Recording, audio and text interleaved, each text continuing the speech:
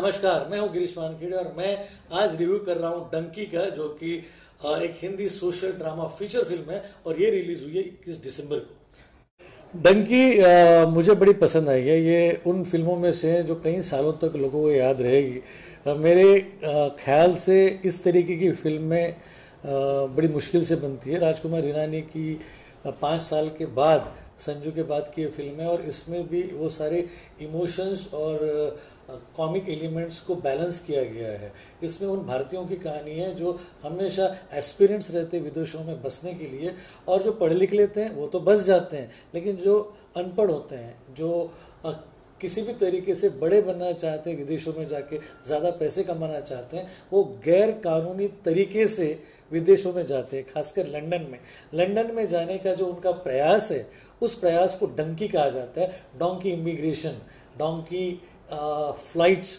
यानी कि एक ऐसा इमिग्रेशन जो गैर कानूनी है। ऐसे बहुत सारे पंजाबीज लंदन में जाते हैं। उन्हीं इवेंट्स को सार्थकता के नई कहानी में गढ़ा है राजकुमार हिरानी ने, और इसमें शाहरुख खान है जो फौजी बने हैं और वो पंजाब के उन 6 लोगों के मदद के लिए आए हैं जो पंजाब को छोड़कर लंदन जाना चाहते हैं। अब इन लोगों में ना इनके पास वीज़ाज हैं, ना इनको अंग्रेजी आती हैं, ना इनके पास पासपोर्ट्स है। अब किस तरीके से उन लोगों की शाहरुख मदद करते हैं। साथ ही साथ उसमें एक ऐसा कैरेक्टर है जो इसलिए लंदन जाना चाहता है क्योंकि उसकी प्रेमिका लंदन में शादी करके चले गई है और उसका पति उसे पीटता है। उसे बचाने के लिए वो जाना चाहता है। अनफॉर्चुनेटली ये कई सारे प्रयास करते हैं, अंग्रेजी पढ़ लेते हैं, बहुत सारे जुगाड़ लगाते हैं, लेकिन वो जो कैरेक्टर है, वो उसकी जो माशुका है लंदन में, वो आत्महत्या कर लेती है और ये भी सेल्फ इमोलेशन कर लेता है, खुद जलकर आत्महत्या कर देता है। अब इस हादसे के बाद, उसके बाद तो सीन इस तरीके से करवट बदलता है कि कुछ लोग नहीं जाना चाहते, लेकिन कुछ लोग उसके बावजूद भी जाना चाहते हैं। अब ये लोग जो जाते हैं वो इंडिया से पाकिस्तान जाते हैं, पाकिस्तान से अफगानिस्तान जाते हैं, अफगानिस्तान से ईरान जाते हैं, ईरान से टर्की जाते हैं और टर्की से बाय शिप वो लोग इंग्लैंड जाते हैं। इस तरीके का ये सफ़र होता है, उसमें कई दिन निकल जाते हैं। कुछ लोग टैंकर में रह जाते हैं, कुछ लोग गुंडों के गोलियों का शिकार हो जाते हैं, कुछ लोग उस यात्रा में ही मर जाते हैं। ऐसे कई लोगों की वास्तविकता को लेकर इस कहानी को गढ़ा गया है, जिसमें जितने भी कलाकार हैं उन्होंने बड़ा ज़बरदस्त काम किया है। इसमें होता है कि जितने 6 लोग हैं उसमें से 3 लोग वहाँ पहुँचने में सफल हो जाते हैं और उसका उनके साथ जो फौजी होता है, इन चारों को वहाँ पे क्वेश्चन किया जाता है कि आपको इंग्लैंड में क्यों रहना है, क्या आपको रिफ्यूजी बन के रहना है। तो उनमें से किसको एजाइलम चाहिए, ये क्वेश्चन होता है। तो ऐसे में फौजी इनकार कर देता है अपने देश के खिलाफ बोलने के लिए और वो वापस आ जाता है। 3 लोग वहीं रह जाते हैं और अब कहानी शुरू होती है इन 3 लोगों के वहाँ से दुबई आने की और उसके बाद इस फौजी के फिर से मिलने की।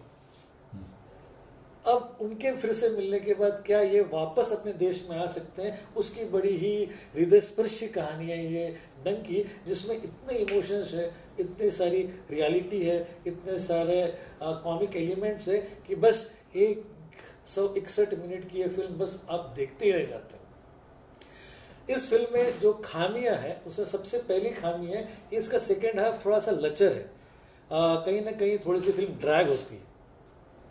दूसरी खामी है इसका म्यूजिक बहुत बड़ा और खूबसूरत हो सकता था, लेकिन लुटपुट के अलावा कोई खास गाना आपके जहन में नहीं रहता। प्रीतम ने इसमें निराश किया है। इन 2 खामियों के अलावा अगर हम खूबियों की बात करें तो इसकी सबसे पहली खूबी है सब्जेक्ट। इसका सब्जेक्ट इतना रियलिस्टिक है, कई सारे भारतीयों को जो विदेश में जाने की लालसा होती है, उस लालसा के लिए वो किसी भी हद तक जा सकते हैं, उसके ऊपर बहुत ही जबरदस्त तरीके से कटाक्ष करती है ये फिल्म।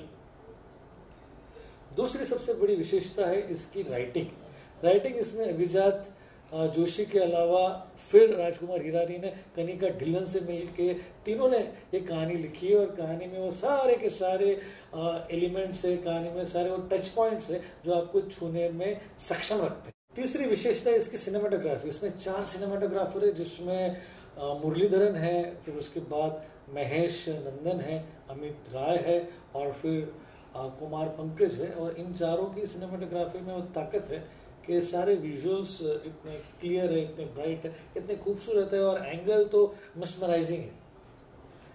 इसकी परफॉर्मेंसेस में शाहरुख खान किंग क्यों कहा जाता है, ये इस फिल्म में फिर से साबित करते हैं। उन्होंने अपने पूरे उम्र की ढलान और उम्र के चढ़ाव उतार को बहुत ही खूबसूरत तरीके से रखा है और वो बहुत ही चार्मिंग लगते हैं। तापसी पन्नू ने उनका बहुत कॉम्पिटेंट तरीके से साथ दिया है। बोमन ईरानी ठीक ठाक है।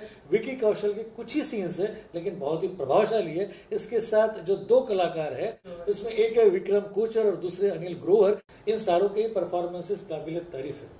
और तो पांचवी विशेषता राजकुमार हिरानी, ये एक ऐसे डायरेक्टर है जो कभी फेल नहीं होते। मुन्ना भाई MBBS के बाद पीके, उसके बाद संजू, उसके अलावा 3 इडियट्स, आप इनकी कोई भी फिल्म लेंगे आपको ये अपने इमोशनल बैलेंस और सेंस ऑफ ह्यूमर से आपको हतप्रभ करते आए हैं। इस फिल्म में भी उन्होंने ये किया है। बड़े ही गंभीर विषय को बड़ी खूबसूरती से इन्होंने अंजाम दिया है और कलाकारों के परफॉर्मेंसेस, स्क्रीन प्ले और साथ ही साथ फोटोग्राफी में इन्होंने ऐसा कोई भी डायरेक्शन के अलावा डिपार्टमेंट नहीं छोड़ा है जो ताकतवर ना। इस फिल्म के लिए हम ये कह सकते हैं कि Rajkumar Hirani you are amazing. कमियों और खूबियों के अलावा मैं आपको बता दूं कि बहुत कम ऐसी फिल्में होती है जो आपके दिल को छू जाती हैं। ये आपके दिल को छूने के साथ साथ आपको कुछ सिखाती भी है। ये आपको बताती है कि हमारा देश उतना बुरा भी नहीं है जितना आप समझते हैं। हो सकता है कि हमारे देश की प्रगति कहीं ना कहीं रुकी हुई हो या उतनी बड़ी प्रगति नहीं की हो, या हम सिर्फ डेवलपिंग कंट्री है, लेकिन जो डेवलप्ड नेशन से वहां जाने के बाद आप अपने देश को जो खोते हो, अपने देश को जो आप अपने देश की जो कमी महसूस करते हो, वो कमी कोई भी चीज पूरी नहीं कर पाती। इसलिए कोई भी ऐसा रास्ता जो गैर कानूनी हो, ऐसे रास्ते को हमने नहीं अपनाना चाहिए और ना ही उस प्रदेश में जाकर इस देश के चांद को भूलना चाहिए।